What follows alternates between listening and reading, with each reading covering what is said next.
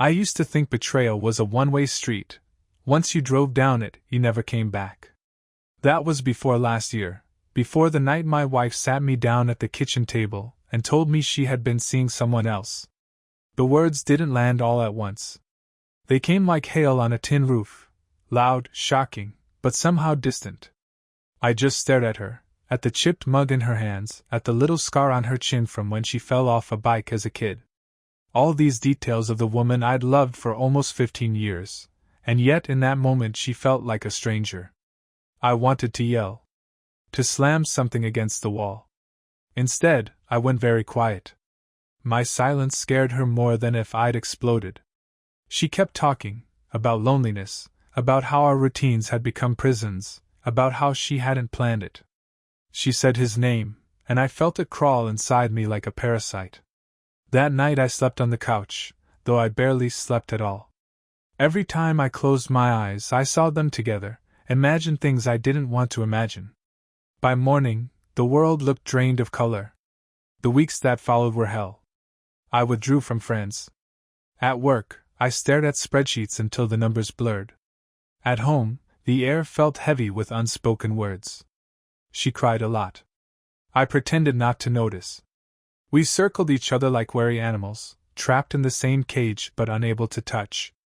One night, after another dinner eaten in silence, she said, "I ended it." I didn't ask for proof. I just nodded, though my chest still burned. Ending it didn't erase it. The turning point came unexpectedly. Our son, 9 years old, with more wisdom than he knew, left a note on the fridge. In his messy handwriting it said, "I like when you both laugh together. Please laugh again." He'd drawn a stick-figure family with smiles like open umbrellas. I stared at that note for a long time.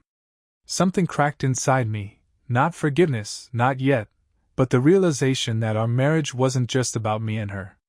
It was also about the boy who believed his parents could still find joy. We started therapy. The first sessions were brutal. I listed every way she had hurt me. She didn't defend herself, she just listened, sometimes with tears streaming down her face. Then it was her turn, and I heard things I hadn't wanted to hear, how I had become distant, how work consumed me, how she felt invisible. It didn't excuse what she did, but it explained how the ground had softened beneath us before the crack appeared. Healing wasn't linear. Some days I thought we were making progress, other days, one careless comment reopened the wound. But slowly, patterns shifted. We scheduled time together that wasn't about chores or parenting. We cooked meals side by side.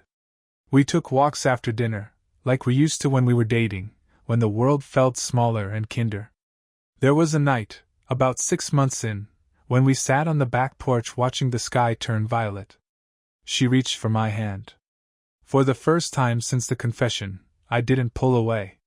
We sat in silence, our fingers laced. It wasn't forgiveness yet, but it was possibility. I won't pretend it was easy.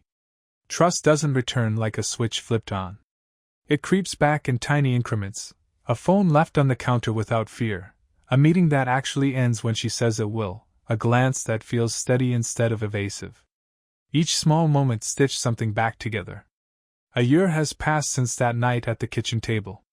We marked our anniversary quietly, dinner at the little Italian place where we had our first date.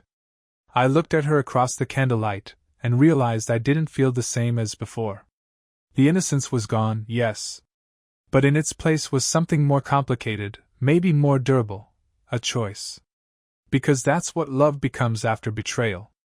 It's no longer just chemistry or habit.